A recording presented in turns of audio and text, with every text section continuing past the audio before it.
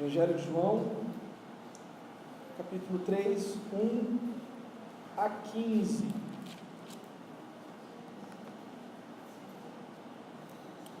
João 3, 1 a 15.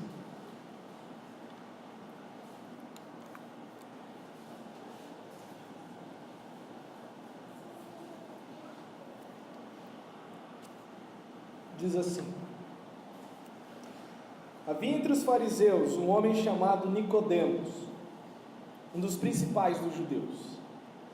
Este de noite foi ter com Jesus e lhe disse: Rabi, sabemos que és mestre vindo da parte de Deus, porque ninguém pode fazer esses sinais que tu fazes se Deus não estiver com ele. A isto respondeu Jesus: em verdade te digo, que se alguém não nascer de novo, não pode ver o reino de Deus. Perguntou-lhe Nicodemos: como pode um homem nascer sendo velho? Pode porventura voltar ao ventre materno e nascer segunda vez? Respondeu Jesus: em verdade te digo, quem não nascer da água e do Espírito não pode entrar no reino de Deus. O que é nascido da carne é carne, e o que é nascido do Espírito é Espírito. Não te admires de eu te dizer, importa-vos nascer de novo. O vento sopra onde quer, ouves a sua voz, mas não sabe de onde vem, nem para onde vai. Assim é todo o que é nascido do Espírito. Então lhe perguntou Nicodemos: como pode suceder isso? Acudiu Jesus: tu és mestre em Israel e não compreende estas coisas? Em verdade te digo, que nós dizemos o que sabemos e testificamos, e o que temos visto, contudo não aceitais o nosso testemunho. Se tratando de coisas terrenas não me credes, como crereis se vos falar das celestiais? Ora, ninguém subiu ao céu, senão aquele que de lá desceu, a saber, o Filho do Homem, que está no céu. E do modo por que Moisés levantou a serpente no deserto, assim importa que o Filho do Homem seja levantado, para que todo o que nele crê tenha vida eterna. Oremos. Senhor, eu rogo que tu me ajudes a fazer isso que o texto fala, levantar o teu Filho, a fim de que todos que o contemplarem tenham vida eterna. A exaltação e a ascensão do teu Filho, o hino que nós cantamos, terás vida em olhar para Jesus Salvador, ele diz vida eterna eu te dou. Confirma os teus nessa noite, mas se houver algum Nicodemos aqui hoje à noite, que se aproxima de ti, não com a visão celeste, mas com uma visão terrena, de apenas um mestre, de um mero doutrinador, de um mero professor, Senhor, conceda com que esse experimente o nascer do Espírito, o nascer do alto, a fim de que este olhe para Jesus e creia. Em nome do Senhor Jesus. Amém. Você já ouviu falar de criminologia? Se você gosta de assistir seriados de policiais, você já vai saber o que é. Sempre tem um cidadão que lê o perfil do criminoso. Tem um cidadão que consegue antecipar crimes e atividades criminosas, porque aquela pessoa, ela consegue traçar e antecipar um passo por causa de um padrão comportamental que um criminoso teria. Então, criminologia faz parte, é um campo da lei que visa o estudo de perfis de criminosos, com o principal intuito de antecipar crimes, ao perceber certas tendências criminosas e então investigar. São pessoas que estudam pessoas com o fim de antecipar e evitar crimes que sejam cometidos. Então, é possível que alguém possa saber como é a natureza de outra pessoa. Às vezes, os pais têm um pouquinho dessa visão. Olha para o filho e sabe o que está por trás daquele pedido, por trás daquela manha, por trás daquela atitude. Chega um momento da vida no lar, por exemplo, que os pais, eles conseguem perceber isso, né? Olhar para o filho e falar: olha, não é isso que você está querendo, tem algo além disso. Jesus tem esse conhecimento e muito mais. Jesus tem esse conhecimento e muito mais. Jesus conhece a todos e sabe o que é a natureza humana. Ele sabe porque pessoas usam o seu nome, ele sabe porque pessoas se aproximam dele, se de fato querem como o Senhor ou apenas o querem para um outro fim. Eu quero Jesus não porque eu quero ser um filho de Deus, eu quero Jesus não porque eu quero que Ele seja o meu Senhor, o meu Mestre. Eu quero Jesus porque outras coisas são mais importantes do que querer Jesus, mas eu entendo que eu não posso ter essas coisas senão através de Jesus. A ideia desses 15 primeiros versos, né, e eu já aviso, talvez hoje nós vamos estender um pouco, tem muita coisa para cobrir aqui, é o iniciar de uma série de situações onde João vai mostrar como é esse conhecimento que Jesus tem. Como que ele aborda pessoas e ele sabe o que aquelas pessoas precisam, a despeito do que elas vêm procurar, o que elas veem em Jesus. Nós temos isso em Nicodemos, nós vamos ver isso na mulher samaritana, nós veremos isso, por exemplo, no oficial do rei, no meio do capítulo 4. Jesus, ele sabe por que você está aqui hoje à noite. Ele sabe o que se passa no seu coração, do porquê você está sentado aqui hoje. Se é porque Ele é o Messias, o Senhor e Deus, ou se é por qualquer outro motivo. Ele sabe. Ele sabe. A ideia desses 15 primeiros versos que eu vou trabalhar com vocês é o seguinte: Jesus só pode ser apreciado por aqueles que nasceram de novo. Jesus só pode ser apreciado por aqueles que nasceram de novo. Sem um novo nascimento não há vida eterna. A ideia desses 15 versos, nós vamos trabalhar isso, tá? Como que as pessoas podem olhar para Jesus e vê-lo como de fato Ele é? Resposta: essas pessoas precisam experimentar um novo nascimento. Não é uma experiência momentânea, não é um arrepio na espinha, não é um culto ou um louvorzão ou algo especial, não é um encontro diferenciado, e nem é talvez uma dinâmica mais diferenciada na liturgia da igreja, que vai produzir com que as pessoas, vai fazer com que as pessoas vejam Jesus de fato como Ele é. Pessoas, para ver Jesus como Ele é de fato, precisam nascer de novo. Precisam nascer de novo. Tenha isso firme no seu coração. Quando você evangelizar alguém, quando você vê que pessoas vêm e vão, e nunca se firmam em lugar nenhum, sempre estão arranjando um defeito no lugar onde estão, pessoas, elas não conseguem criar raízes e ter uma vida consistente com Jesus. Uma das coisas que fatalmente pode estar acontecendo é isso: não há profundidade, não há uma vida com significado com Jesus, porque aquela pessoa não nasceu de novo.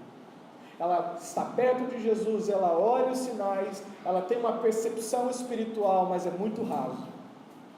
Ela nem começou a ver, ela só está vendo a ponta do iceberg, mas ela não tem uma noção da profundidade, da grande realidade realidade espiritual de quem Jesus é. O que o texto diz então? Nós temos algumas etapas aqui. Primeiro, nós temos a realidade do homem. E não começa no texto do capítulo 3, se você pegar o final do capítulo 2, versos 23 a 25. Isso é a base para tudo que segue agora. O que João está comentando aqui? Jesus, ele foi para Jerusalém, ele esteve na festa de Páscoa, ele realizou sinais, e João ele faz um comentário. Olha, muitas pessoas viram os sinais que Jesus fez e creram nele. O culto foi tão maravilhoso, teve tanto poder, que as pessoas creram em Jesus, né? Vamos tentar contextualizar. Mas João faz o seguinte comentário, verso 23, capítulo 2. Estando ele em Jerusalém durante a festa de Páscoa, muitos, vendo os sinais que ele fazia, creram no seu nome, creram naquilo que ele estava propagando. Olha, eu sou o enviado de Deus, Deus me enviou. Mas o próprio Jesus não se confiava a eles, porque os conhecia todos, e não precisava de que alguém lhe desse testemunho a respeito do homem, porque ele mesmo sabia o que era a natureza humana. A ideia de Jesus não se confiar é o seguinte: olha, eu não vou ser seu mestre, você não passou no teste, é muito superficial o que você está apresentando aqui, você não vai ser contado como meu discípulo. E agora o que entra é a história de Nicodemos, para ilustrar isso que João está comentando. Dentre todos esses que estavam lá em Jerusalém, ele dá um nome, Nicodemos. Não era um Zé Ninguém dentro de Israel, era um dos principais de Israel. Vamos dizer assim, o cabeça teológico de uma das principais seitas dos judeus, os fariseus. Na sessão anterior, João comenta da perspicácia de Jesus em sondar o que de fato está no coração do homem. E o que segue agora são alguns relatos que mostram essa capacidade de Jesus conhecer a todos e o que é a natureza humana. Por exemplo, na conversa com Nicodemos chega e fala: mestre. Ele só viu Jesus como mestre, nem como um profeta. Ele chama Jesus de mestre. E Jesus já dá assim direto: você tem que nascer de novo. E nós vamos entender por que ele está dizendo isso. Se você quiser adiantar um pouco, vai para o capítulo 4, versículo 16. Ele encontra uma mulher oriunda de Samaria, ou Samaria, a mulher samaritana. Eles têm uma breve conversa. Jesus fala de uma água que saciaria a sede para sempre. E quando ele percebe o que está por trás ali, ele lança o seguinte no verso 16, capítulo 4, verso 16: disse-lhe Jesus: vai e chama o teu marido e vem cá. Ele vê algo que está ali que precisa ser trabalhado. O outro, capítulo 4, verso 48, Jesus ele é interpelado por um oficial do rei. Ele tem um filho que está doente, mas olha o verso 48. E então Jesus lhe disse: se porventura não virdes sinais e prodígios, de modo nenhum crereis. E eu só estou dando uma pincelada. Isso vai acontecer por todo o Evangelho. Jesus sabe por que as pessoas estão atrás dele. Ele é Deus. E quando ele detecta o porquê essas pessoas estão atrás dele, não pelo principal motivo, ele apresenta qual deve ser o real motivo que as pessoas devem procurar. Por que as pessoas devem segui-lo? Por que as pessoas devem usar o seu nome? Nos 2 primeiros versos do capítulo 3, nós temos a abordagem de Nicodemos. Nicodemos, um fariseu, mestre conhecido em Israel, uma autoridade teológica da nação, alguém de grande prestígio entre os judeus, e ele recebe esse título: um dos principais dos judeus. Era alguém que, de todos que poderia dar uma avaliação, um diagnóstico de um fenômeno chamado Jesus, era esse homem. Se alguém pedisse a opinião de um especialista naquele momento: olha, alguém pode nos dizer o que esse homem significa para a nação? O que é que está acontecendo? Esse seria a pessoa indicada, Nicodemos. E o que ele dissesse teria peso. Ele, tudo indica que testemunhou os sinais que Jesus operou durante a festa de Páscoa. Porque no versículo 2 é dito o seguinte: este de noite foi ter com Jesus e disse: Rabi, sabemos que é mestre vindo da parte de Deus, porque ninguém pode fazer estes sinais que tu fazes, se Deus não estiver com ele. Ele estava lá na festa da Páscoa, ele estava em Jerusalém, e como exemplo desses a quem Jesus não se confiava, por ter uma visão pequena de Jesus, Nicodemos se aproxima dele e chama ele simplesmente de Rabi, professor, mestre. Vale lembrar que mais para frente os fariseus ficam no pé de Jesus dizendo o seguinte: Quem te deu autoridade para ensinar essas coisas? Em outras palavras, de que escola você veio? Onde está o seu diploma de teologia aqui no meio do povo de Israel? Como que você pode ensinar essas coisas? A essa altura, o que, aos olhos pelo menos de Nicodemos, o que ele faz era um ato de extrema, vamos dizer assim, de extrema honra. Olha, você é um iletrado, você é um autodidata, você não passou por nenhuma escola, e eu estou reconhecendo você como um mestre como eu sou. É isso que Nicodemos está fazendo aqui. Mas uma coisa que deixa Nicodemos encafufado é isso. Como é que você realiza esses sinais? Não temos como negar que Deus não é com você. É evidente de que Deus é contigo. Ninguém pode fazer estas coisas se Deus não for contigo. Mas Nicodemos não vê ele, por exemplo, com um patamar maior como profeta. Simplesmente um mestre. Jesus não é visto como Messias, e nem como um profeta, mas como um caso interessante de um mestre com poderes da parte de Deus. Com poderes da parte de Deus. E a confissão de Nicodemos confirma isso. Tu és mestre vindo da parte de Deus e que goza do auxílio de Deus. Então essa é a abordagem de Nicodemos. João ele usa essa situação para ilustrar. Está vendo como Jesus não se confiava nessas pessoas? Elas viram, e quem está ali conversando não é um ignorante, não é um iletrado, é alguém que praticamente nós poderíamos dizer que tinha todo o Velho Testamento na sua mente. Alguém que poderia citar trechos e mais trechos, e conhecer toda a história por trás dos rolos e dos profetas, e traçar, e ser alguém buscado para conhecimento. Aquela pessoa estava diante de Jesus e só ouvia como mestre. Então nós temos duas outras situações aqui. Primeiro, Jesus abertamente fala o seguinte: você precisa nascer de novo. Você precisa experimentar algo que nada do seu conhecimento pode produzir por si próprio. Para você ter uma visão correta de quem eu sou, algo tem que acontecer com você. Não adianta vir com essa sua bagagem. Essa sua bagagem não vai servir para nada agora. Você precisa de algo novo. Isso do versículo 3 até o versículo 8. A resposta de Jesus no versículo 3 é a seguinte: a isto respondeu Jesus. E aqui há um ato solene de dizer algo muito importante. Em verdade, em verdade, em verdade te digo, que se alguém não nascer de novo, não pode ver o reino de Deus. E a ideia de ver aqui é literalmente experimentar esse domínio de Deus, esse poder de Deus.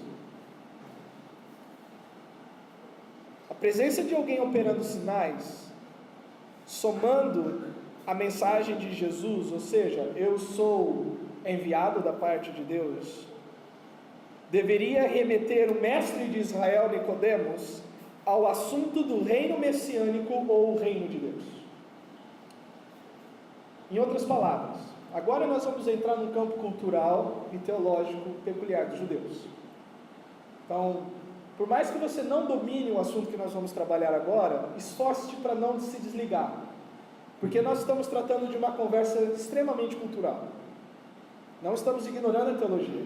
Nós estamos vendo dois judeus conversando sobre um assunto peculiar, primariamente para o judeu.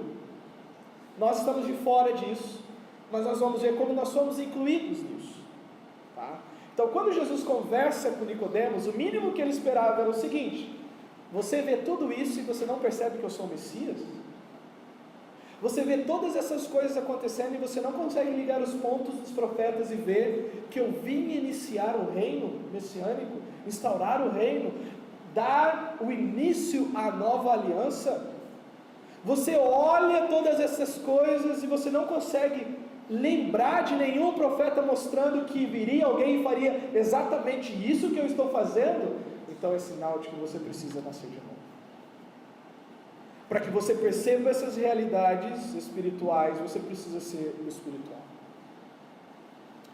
A expressão reino de Deus não aparece no Velho Testamento, como está aqui cunhada no Novo.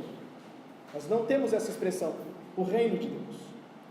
Mas em outras passagens no Velho Testamento, É falado sobre o reino do Senhor, ou é falado que o Senhor reina, ou é falado que o Senhor é rei?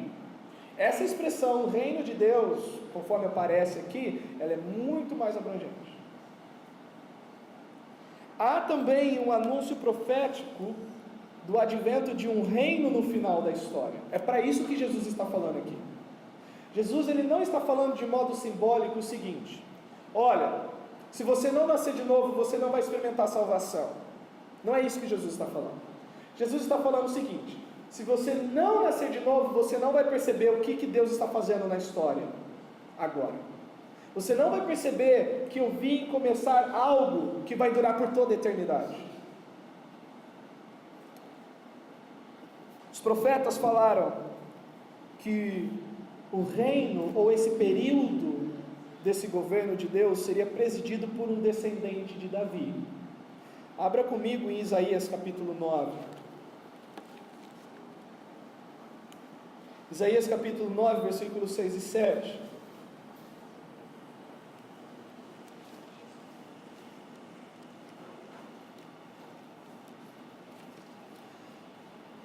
Então tenha isso em mente. Nós estamos vendo dois judeus conversando sobre um assunto teológico envolvendo algo que fazia o coração do judeu ferver, no bom sentido de esperança. Isaías 9, versículos 6 e 7. E uma das coisas que Jesus está falando é o seguinte: esse reino, eu sou o representante, eu sou aquele descendente de Davi, eu sou o servo do Senhor. Nós vamos ver todas essas passagens. Você não vai participar disso no final da história se você não nascer de novo. Você não vai experimentar a ressurreição, você não estará naquele lugar, naquele dia, naquele momento, se você não nascer de novo. O que eu estou fazendo aqui é dando o pontapé inicial disso tudo. Versículos 6 e 7. Porque um menino nos nasceu e um filho se nos deu, o governo está sobre os seus ombros, e o seu nome será Maravilhoso Conselheiro, Deus Forte, Pai da Eternidade, Príncipe da Paz, para que se aumente o seu governo e venha a paz sem fim sobre o trono de Davi, e sobre o seu reino, para estabelecer e o firmar mediante juízo e justiça, desde agora e para sempre. O zelo do Senhor dos Exércitos fará isso. Um outro texto, Isaías capítulo 49, versos 1 a 7, esse fala do descendente de Davi, agora fala do servo do Senhor que estará fazendo isso. Isaías 49, versos 1 a 7,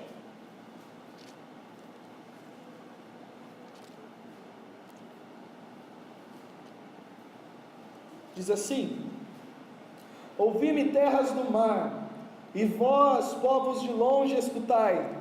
O Senhor me chamou desde o meu nascimento, desde o ventre da minha mãe fez menção do meu nome, fez a minha boca como espada aguda, e na sombra da sua mão me escondeu, fez-me como flecha polida, e me guardou na sua aljava, e disse: tu és o meu servo, és Israel, por quem hei de ser glorificado. Eu mesmo disse: de balde tenho trabalhado inútil, e vãmente gastei as minhas forças. Todavia, o meu direito está perante o Senhor, a minha recompensa perante o meu Deus. Mas, agora diz o Senhor, que me formou desde o ventre para ser seu servo, para que torne a trazer Jacó, e para reunir Israel a ele, porque eu sou glorificado perante o Senhor. O meu Deus é a minha força. Sim, diz ele, pouco é o seres meu servo para restaurares as tribos de Jacó e tornares a trazer os remanescentes de Israel. Também te dei como luz para os gentios, para seres a minha salvação até a extremidade da terra. Assim diz o Senhor, o Redentor, o Santo de Israel, ao que é desprezado, ao aborrecido das nações, ao servo dos tiranos: os reis o verão, e os príncipes se levantarão, e eles te adorarão por amor do Senhor, porque é fiel, e do Santo de Israel que te escolheu. Quando Jesus fala com Nicodemos, ele espera que essas realidades sejam claras na mente dele. Tem mais uma. Zacarias capítulo 14, verso 9.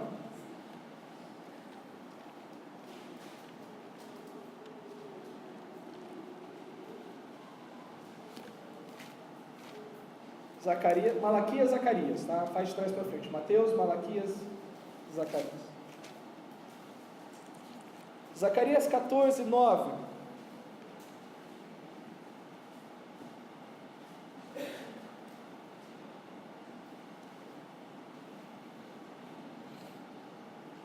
O Senhor será rei sobre toda a terra.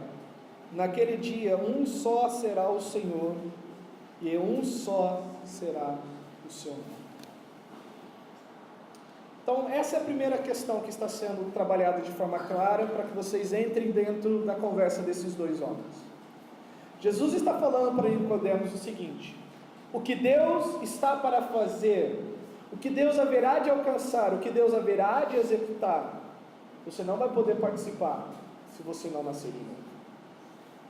Mas uma das questões que agora entra uma segunda camada é o seguinte: por que Deus vai fazer isso?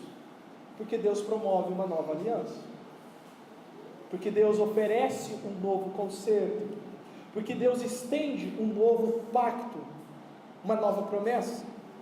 Leia comigo Jeremias 31.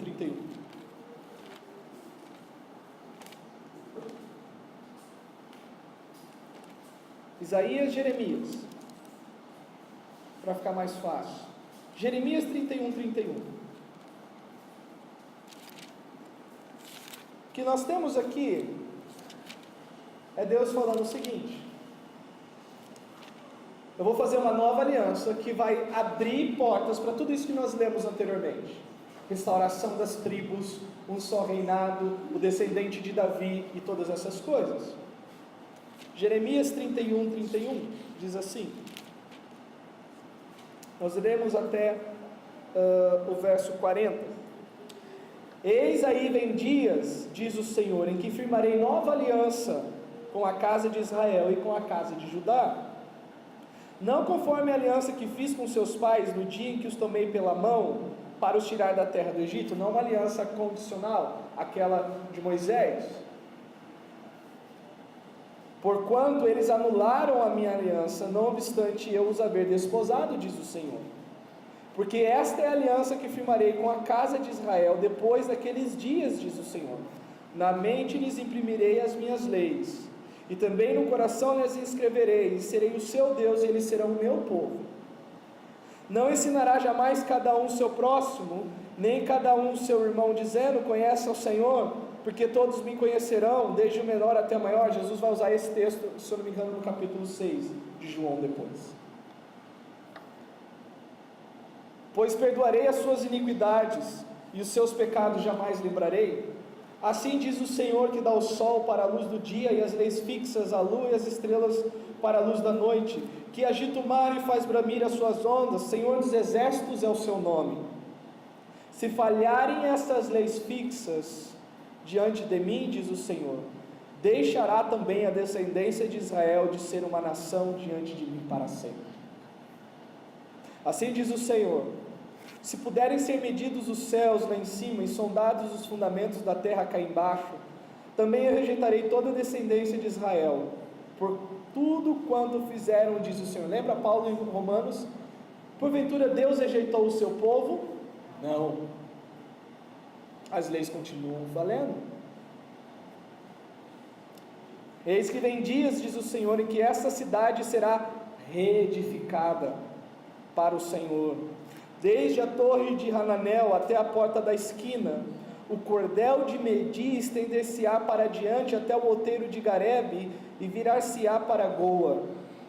Todo o vale dos cadáveres e da cinza e dos campos até o ribeiro de Cedron, até a esquina da porta dos cavalos, para o oriente serão consagrados ao Senhor.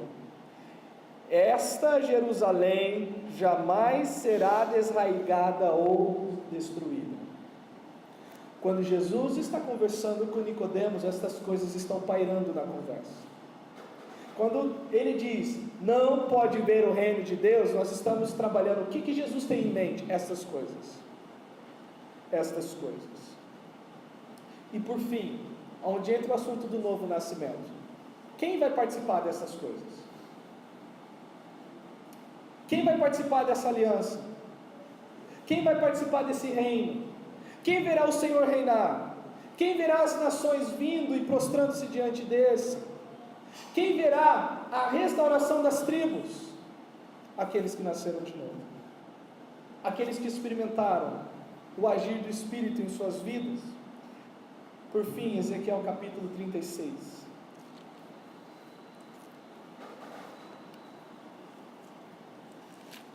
Ezequiel 36.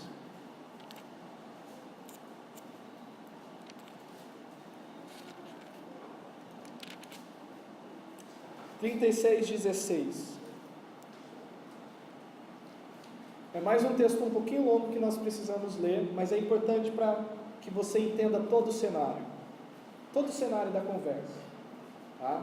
Então nós tivemos uma breve história de profecia e história de Israel e de o que é essa nova aliança. Verso 16: Veio a minha palavra do Senhor dizendo: Filho do homem, quando os da casa de Israel habitavam na sua terra, eles a contaminaram com os seus caminhos e as suas ações. Como a imundícia de uma mulher em sua menstruação, tal era o seu caminho perante mim. Derramei, pois, o meu furor sobre eles por causa do sangue que derramaram sobre a terra e por causa dos seus ídolos com que a contaminaram. Espalhei-os entre as nações e foram derramados pelas terras, segundo os seus caminhos e segundo os seus feitos, eu os julguei. Em chegando as nações para onde foram, profanaram o meu santo nome, pois deles se dizia: são estes o povo do Senhor? Porém tiveram de sair da terra dele. Mas tive compaixão do meu santo nome, que a casa de Israel profanou entre as nações para onde foi.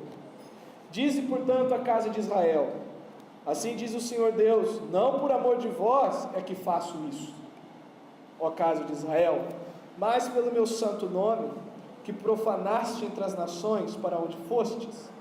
Vindicarei a santidade do meu nome, ou do meu grande nome, que foi profanado entre as nações, o qual profanaste no meio delas.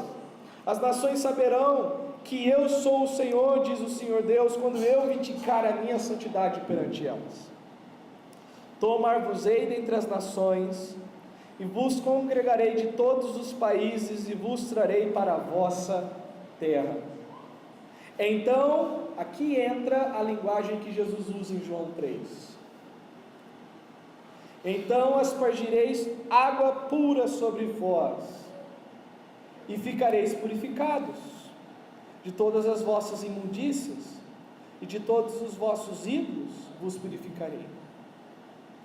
Dar-vos-ei coração novo, e porei dentre vós espírito novo. Tirarei de vós o coração de pedra, e vos darei coração de carne. Porei dentre vós o meu espírito, dentro de vós o meu espírito, farei que andeis nos meus estatutos, guardareis os meus juízos e observeis. Habitareis na terra que eu hei de dar, que eu dei aos vossos pais. Vós sereis o meu povo, e eu serei o vosso Deus. Livrar-vos-ei de todas as vossas imundícias, farei vir o trigo, o multiplicarei e não trarei fome sobre vós. Multiplicarei o fruto das árvores e a novidade do campo, para que jamais recebais o opróbrio da fome entre as nações. Então vos lembrareis dos vossos maus caminhos, e dos vossos feitos que não foram bons. Tereis nojo de vós mesmos, por causa das vossas iniquidades e das vossas abominações. Isso é o arrependimento. Não é por amor de vós, fique bem entendido que faço isso, diz o Senhor Deus. Envergonhai-vos e confundi-vos por causa dos vossos caminhos, ó casa de Israel. Assim diz o Senhor Deus: no dia em que eu vos purificar de todas as vossas iniquidades, então farei que sejam habitadas as cidades e sejam edificados os lugares desertos. Lavrar-se-á a terra deserta, em vez de estar desolada aos olhos de todos os que passam. Dir-se-á: essa terra desolada ficou como o jardim do Éden. O que tem Israel hoje? Vocês já viram o jardim, as plantações que há no meio daquele deserto? Disse: essa terra desolada ficou como o jardim do Éden. As cidades desertas, desoladas, em ruínas, estão fortificadas e habitadas. Então as nações que tiverem restado ao redor de vós saberão que eu, o Senhor, reedifiquei as cidades destruídas e replantei o que estava abandonado. Eu, o Senhor, o disse e o farei. Assim diz o Senhor Deus: ainda nisso permitirei que seja eu solicitado pela casa de Israel, que lhe multiplique eu os homens como um rebanho de santos, o rebanho de Jerusalém, nas suas festas fixas. Assim as cidades desertas se encherão de rebanhos de homens, e saberão que eu sou o Senhor. Paramos aqui. Esse panorama, esse pano de fundo é necessário para entender por que Jesus fala isso. Se você não nascer de novo, você não vai experimentar nada disso. E a condição é que aqueles que entram e participam disso são purificados. Eles recebem um novo coração, eles recebem uma nova disposição, eles recebem a presença de Deus, eles são transformados por Deus. Podem voltar para João 3 agora. E essa é a condição para participar desse reino, receber esse novo nascimento. Jesus está declarando que tanto a visão desse reino, quanto a experiência desse reino, dependem de uma nova realidade, de uma total transformação, de uma nova natureza. Quando ele vira para Nicodemos e diz: olha, necessário é nascer de novo, porque se você não experimentar isso, você não pode ver o reino dos céus. Versículo 4, capítulo 3 de João. Jesus diz isso, como que Nicodemos interpreta? Como pode um homem nascer de novo, sendo velho? Porventura pode voltar ao ventre materno e nascer segunda vez? Ele não entendeu nada. Ele não entendeu nada. Nicodemos não entende e pensa que Jesus está falando de um novo nascimento humano, ao sugerir experimentar um segundo nascimento humano. E aí o que Jesus faz no versículo 5? Em verdade te digo, quem não nascer da água e do Espírito não pode entrar no reino de Deus. Jesus reitera que a entrada nesse reino passa pelo novo nascimento. E agora do versículo 5 ao versículo 8 ele vai trabalhar isso de duas formas. O novo nascimento é algo espiritual, realizado pelo Espírito de Deus, purificando e renovando o ser. Então não preciso ler novamente Ezequiel capítulo 36. Vou aspergir a água pura, vocês serão purificados, eu vou derramar o meu Espírito, vocês terão um novo coração, e vocês terão uma nova disposição, e vocês vão temer o meu nome, e vocês vão guardar a minha palavra. Quem não experimentar isso não pode ver o que está para acontecer. E aí, quando ele fala da água e do Espírito, não vou entrar em todos os debates teológicos que envolvem isso. Vamos direto ao assunto. Esses dois, tanto água e Espírito, tratam de uma ação sobrenatural. A purificação e essa nova transformação é algo que vem do alto. É Deus quem nos purifica e é Deus quem faz com que nós nasçamos de novo, ou sejamos feitos novas criaturas. E a segunda questão que Jesus vai trabalhar é o seguinte: quando Deus faz isso, ninguém tem dúvida. Quando Deus age dessa forma, você vai perceber e você vai falar: isso daí é a mão de Deus. Como que ele diz isso? O que é nascido da carne é carne, o que é nascido do Espírito é Espírito. Não te admires em te dizer: importa-vos nascer de novo. Tá. O vento sopra onde quer, ouves a sua voz, mas não sabe de onde vem, nem para onde vai. Assim é todo aquele que é nascido do Espírito. Ainda que não possamos dominar o vento, lógico, vamos pensar na ciência que eles tinham naquela época. Não vamos cometer anacronismo. Olha que besteira, hoje dá para saber de onde o vento vem e tal, temos meteorologia. Esquece isso. Nós vamos ler dentro do conhecimento científico da época. Ainda que Jesus já sabia disso tudo, ele é Deus, mas ele está falando com um homem que não tem o conhecimento que ele tem. Então, dentro da percepção e do senso comum, o que Jesus fala? Naquele momento, o vento sopra onde quer. Nós ouvimos o seu som, nós ouvimos a sua voz, mas nós não sabemos de onde ele está vindo, nem para onde vai. Assim é todo aquele que é nascido do Espírito. Então o que Jesus quer dizer com isso? Ainda que não possamos dominar o vento, porém podemos ouvir a sua voz, contudo sem saber de onde vem, contudo nós podemos testemunhar os seus efeitos.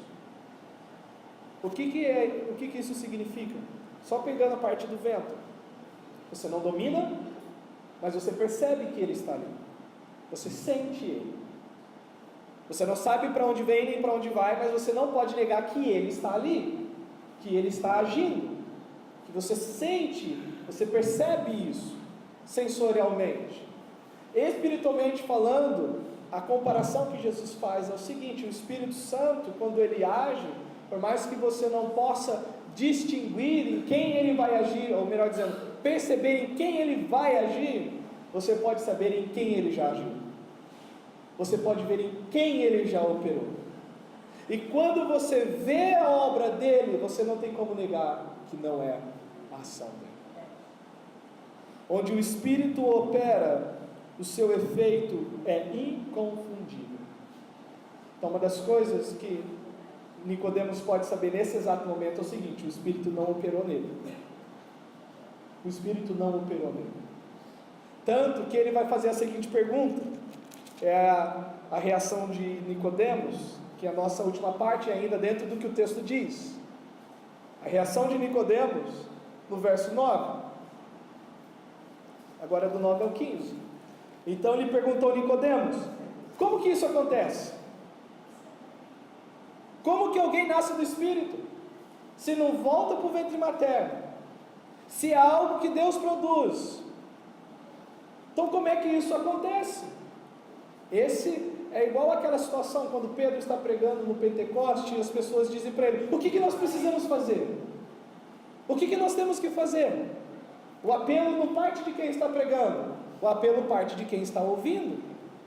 Imagina o desespero desse homem, super letrado em teologia, perdido diante de alguém que aparentemente não tinha nenhum estudo. Jesus olhando para ele dizendo o seguinte: olha, nada do que você tem vai fazer você entrar no reino dos céus. Você não está qualificado dessa forma. Você precisa da ação do Espírito. E na nossa conversa o que está claro é o seguinte: ele não agiu em você. Por isso que você está me vendo somente como mestre. Por isso que você está aí com a pulga atrás da orelha, como eu, sendo uma pessoa simples, posso operar tamanhos sinais, mas eu sou somente um mestre. Agora Jesus torna isso uma questão cristológica. Ele tira o foco, melhor dizendo, ele afunila o foco para a pessoa dele, para a sua obra. Ele se identifica claramente. Reação de Nicodemos é: como que isso acontece então? Jesus novamente apela para o conhecimento teológico dele. Como mestre em Israel, ele deveria no mínimo ter uma ideia de onde Jesus estava inferindo aquela doutrina. O que nós fizemos agora de passar nos profetas e ver o background, ver o histórico, ver o pano de fundo daquela expressão. Quando Jesus vira para ele aqui no verso 10 e diz: tu és mestre em Israel e não compreende estas coisas. Que estas coisas? Tudo isso que nós estávamos vendo até agora. Era para ele ter na ponta da língua, era para ele captar a mensagem, era para ele dizer: entendi o que Ezequiel diz, o que Jeremias diz, é isso que está acontecendo. E Jesus diz: olha, você é mestre em Israel e você não compreende essas coisas. Você é o melhor do que o povo de Israel pode oferecer em termos de conhecimento da lei, dos profetas, dos salmos, e você não compreende isso. Jesus faz um contraste agora entre nós e vós, os espirituais e os não espirituais. Não sei se você nota, Nicodemos chega diante de Jesus e diz o seguinte: Rabi, verso 2, sabemos. Ele não diz, eu sei. Ele não diz, olha, eu sei que você é mestre. Ele diz, sabemos. Então aqui é uma ideia, alguns dizem o seguinte: Nicodemos, possivelmente ele estava com os seus discípulos ali. Ou, uma segunda ideia, é que o povo mesmo, o pessoal da sinagoga, que presenciou os feitos de Jesus, meio que falou, Nicodemos, vai lá ver o que está acontecendo. Vai lá inquirir. Vai lá sondar o que isso significa. Então ele chega também como um porta-voz desse grupo. Sabemos que és mestre vindo da parte de Deus. Mas Jesus agora ele responde na mesma moeda. Versículo 11. Em verdade te digo que nós quem? Quem? Jesus está sozinho ali. Jesus está falando por todos aqueles que são como Ele é, do alto, que experimentam essa nova realidade. Nós dizemos o que sabemos e testificamos o que temos visto, contudo, não aceitais o nosso testemunho. Então, qual é a característica daquele pessoal do outro lado? Eles não aceitam o testemunho dos que são espirituais. Eles não entendem as pessoas que são espirituais. Paulo repete isso na primeira epístola, no segundo capítulo aos Coríntios. Ora, o homem natural não aceita as coisas do Espírito, porque parece o quê? Loucura. E elas se discernem espiritualmente. Então aqui Jesus faz um contraste entre os que aceitam o testemunho e creem, dos que não aceitam o testemunho e não creem.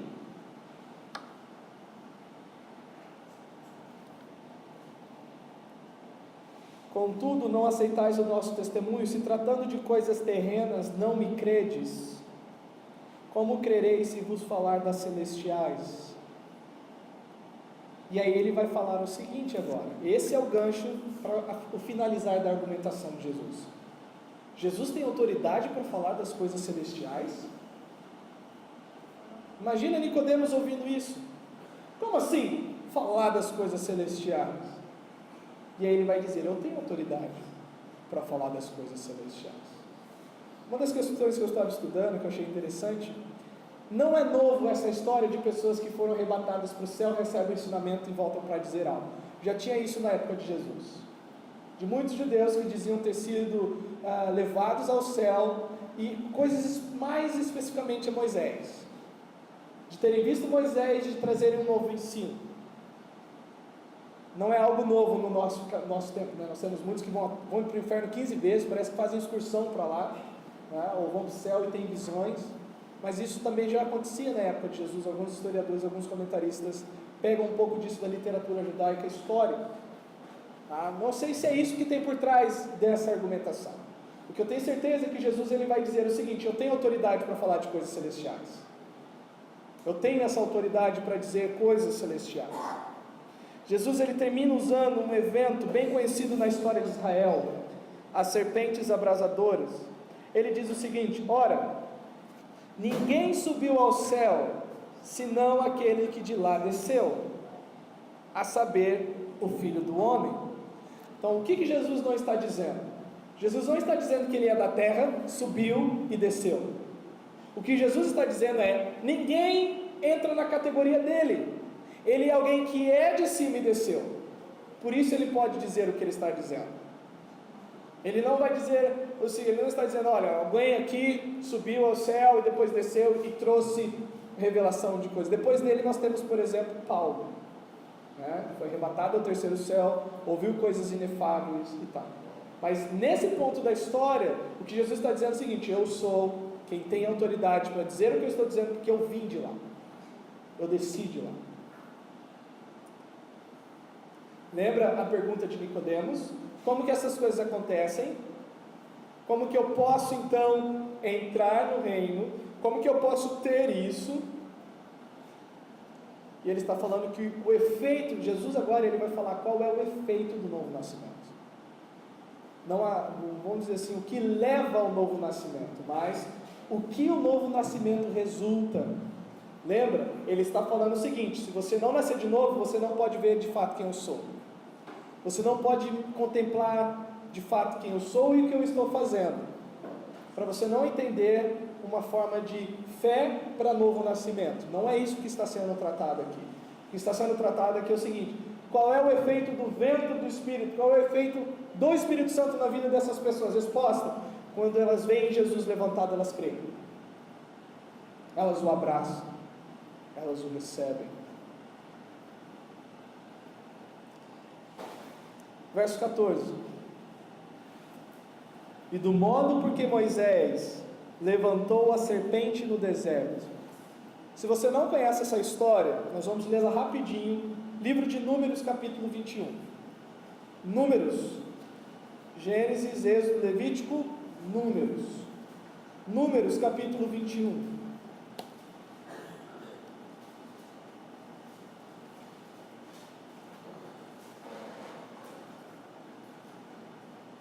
Versos 4 a 9.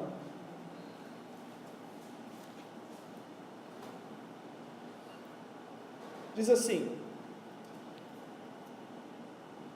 então partiram do monte Hor, pelo caminho do Mar Vermelho, a rodear a terra de Edom, porém o povo se tornou impaciente no caminho. E o povo falou contra Deus e contra Moisés. Eles expandiram o alvo da reclamação. Geralmente era só Moisés. Agora eles reclamaram diretamente de Deus. Porque nos fizeste subir do Egito para que morramos nesse deserto, onde não há pão nem água. E a nossa alma tem fastio desse pão vil. Que pão vil? Maná. Eles estavam comendo maná. Então o Senhor mandou entre o povo serpentes abrasadoras, que mordiam o povo, e morreram muitos do povo de Israel. Veio, pois, Moisés e disse: havemos pecado porque temos falado contra o Senhor e contra ti. Ora ao Senhor que tire de nós as serpentes. Então Moisés orou pelo povo. Disse o Senhor a Moisés: faze uma serpente abrasadora, põe-na sobre uma haste, e será que todo o mordido que a mirar viverá. Fez, pois, Moisés uma serpente de bronze, e a pôs sobre uma haste. Sendo alguém mordido por alguma serpente, se olhava para a de bronze, sarado. Por que Jesus está dizendo isso aqui? Essas pessoas precisavam de uma nova condição física para viver. E Jesus está usando isso como uma forma de ilustrar o que Nicodemos não estava entendendo. Assim como o povo recebeu uma nova condição física por olhar para a serpente, da mesma forma, vida eterna recebem aqueles que creem em Jesus como Filho do Homem exaltado. Ok, essa foi a primeira parte. Então vamos para as duas últimas. Eu serei bem mais breve agora. Eu sei que essa primeira parte tomou muito, mas eu espero que quando você ler esse texto novamente, você saiba o que está acontecendo aqui. Nós temos dois judeus conversando de assuntos extremamente importantes.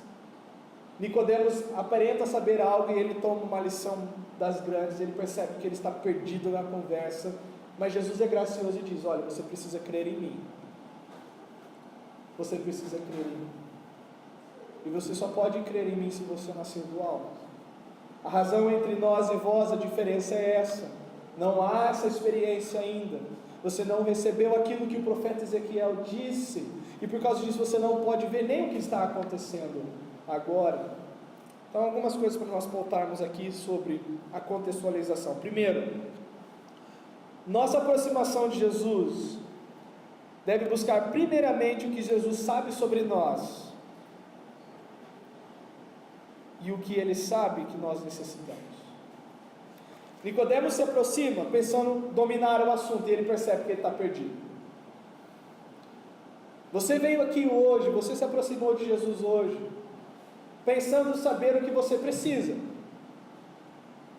Olha, eu estou indo para a igreja porque eu preciso disso, mas Jesus sabe de fato o que você precisa.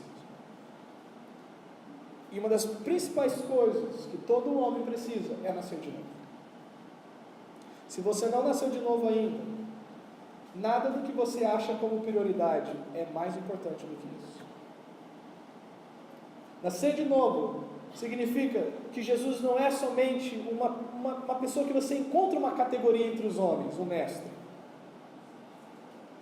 Quando você nasce de novo, você olha para Jesus e você entende que ele não pode ser categorizado como mais ninguém. Que ele ocupa um posto que ninguém mais tem. Ele não pode ser medido pelos demais. Ele não pode ser comparado por qualquer outra pessoa. Ele é o padrão. Uma segunda questão que esse texto mostra, isso não é aplicação, mas é uma contextualização. Realidades espirituais são discernidas espiritualmente, e por isso é necessária uma nova condição espiritual. Você entender e ver Deus agindo, demanda que você tenha nascido de novo. Senão você vai passar anos a fio na igreja, e nunca ver Deus agindo. Você não vai admitir, porque não quer dar o braço a torcer, de que talvez você não seja salvo, ou salva, e vai passar dias após dias, e vai saber o seguinte: por que as coisas acontecem na vida das outras pessoas, mas não acontecem na minha? Porque as outras pessoas dizem que entendem o que leu, contam coisas que experimentam com Deus. Eu não estou falando aqui de ações sobrenaturais, estou falando do dia a dia comum. Mas por que isso não acontece comigo? Porque eu não vejo Deus dominando a minha vida, como as pessoas demonstram ou falam? Talvez não há novo nascimento aí. O novo nascimento, o que é isso então, novo nascimento? O novo nascimento é uma obra sobrenatural de Deus, produzindo uma nova natureza, resultando em uma nova disposição para com Ele. Quero que você leia comigo 2 Coríntios capítulo 4, 2 Coríntios capítulo 4, versículo 4. 2 Coríntios 4, 4. Vamos ler o versículo 3 até o 6. 4, 3 a 6, 2 Coríntios. Mas se o nosso evangelho ainda está encoberto, é para os que se perdem que está encoberto, nos quais o Deus deste século cegou o entendimento dos incrédulos, para que não lhes resplandeça a luz do evangelho da glória de Cristo, o qual é a imagem de Deus. Essa é a situação de Nicodemos. Ele está cego. Ele foi de noite ver Jesus, mas o seu coração era mais noite do que a própria noite na qual ele estava ali conversando com Jesus. O que é necessário então? Porque nós pregamos, porque não nos pregamos a nós mesmos, mas a Cristo Jesus como Senhor, e a nós mesmos como vossos servos por amor de Deus. E aí o que é o novo nascimento? Porque Deus disse: das trevas resplandecerá luz. Essa é uma alusão a Gênesis 1, e disse Deus: haja luz, e houve luz. Quando Ele cria do nada, o ex nihilo. A ideia aqui do novo nascimento é isso, é Ele criando vida do nada, e Ele vos deu vida, estando vós mortos em vossos delitos e pecados. Das trevas resplandecerá a luz. Ele mesmo resplandeceu em nosso coração, para a iluminação do conhecimento da glória de Deus na face de Cristo. Tito 3, 4, 7, vai mais alguns livros à frente. Epístola a Tito, capítulo 3.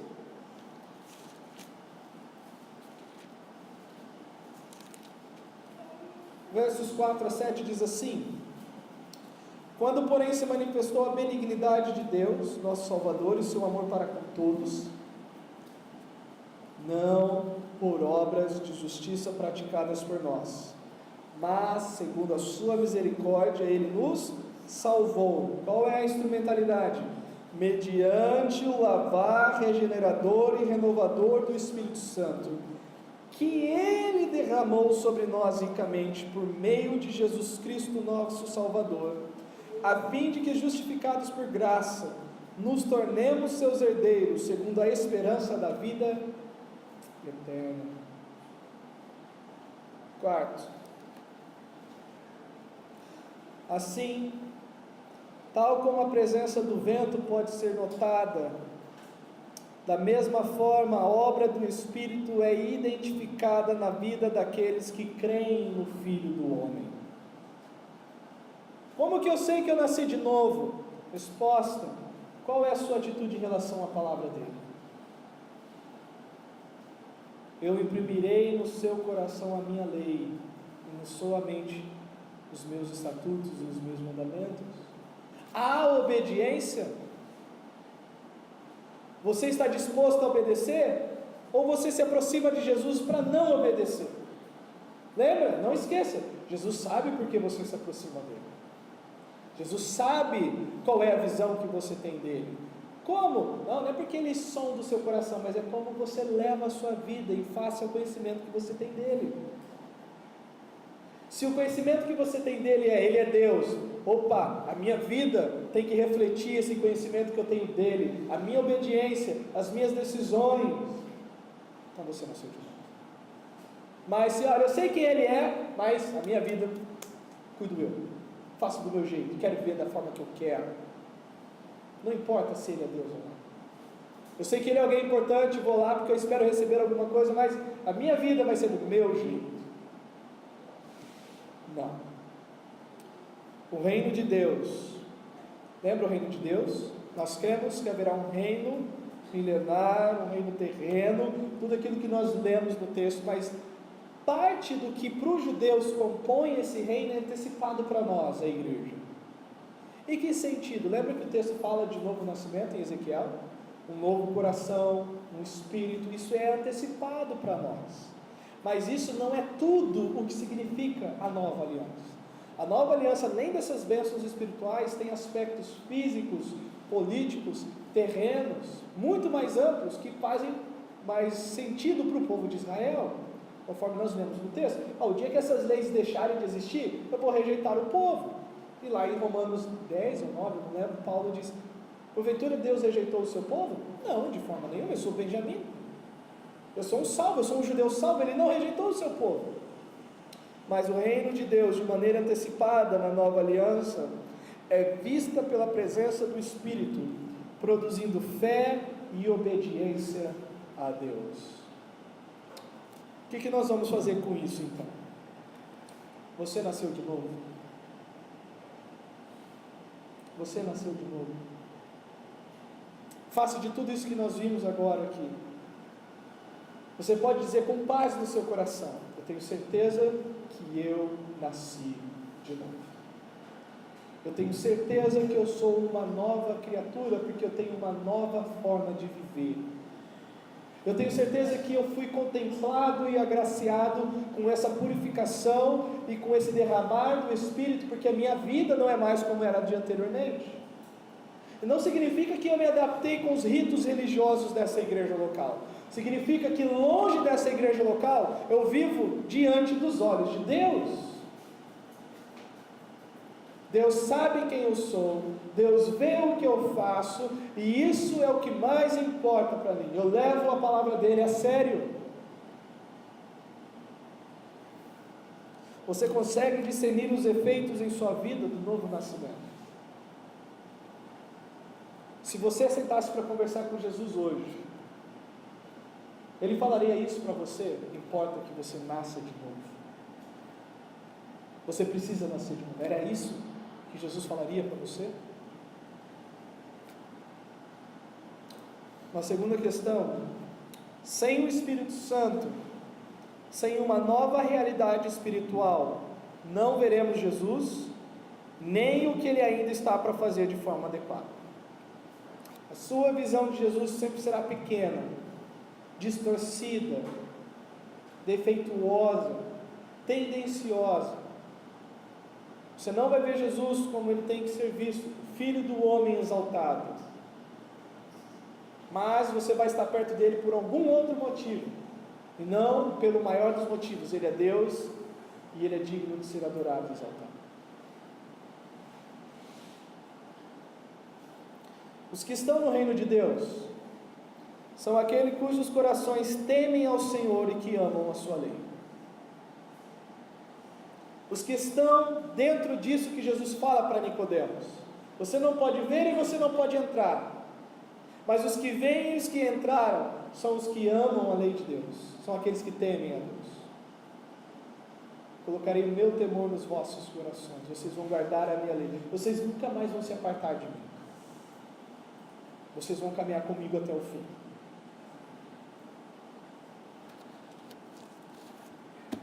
Em lugar de Nicodemos, coloque o seu nome no texto. Foi João Vitor conversar com Jesus à noite. E perceba se a conversa terminaria dessa forma com você. Pense nisso. Vamos ver. Pai, obrigado pela tua palavra. Louvamos ao Senhor porque não há uma fórmula para o novo nascimento. É um ato, conforme o texto fala, por causa da sua grande misericórdia. Quando a sua benignidade se manifestou, o Senhor nos salvou, mediante o lavar regenerador e renovador do Espírito Santo. Conforme o Salmo diz, não a nós, Senhor, não a nós, Senhor, mas ao teu nome dá glória. O Senhor é quem é digno de ser honrado, de ser louvado.